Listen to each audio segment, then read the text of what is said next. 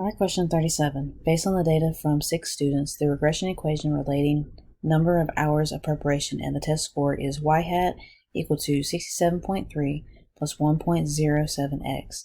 The same data yield r is equal to 0.224 and y bar is equal to 75.2.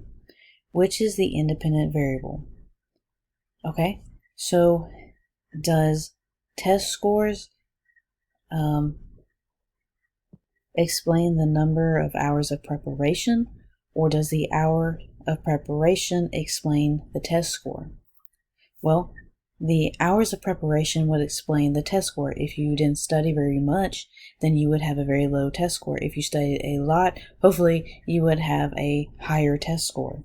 Okay, so since the hours of preparation is not affected by the test scores, or you could say because the test scores are affected by the hours of preparation.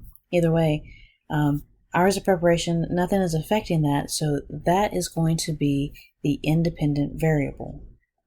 Okay, if we go down to 38, which is the dependent variable, well, we just said that hours of preparation is not affected by anything, but the test scores are affected by the hours of preparation.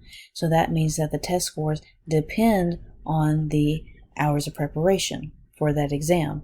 So that means that the test scores would be the dependent variable.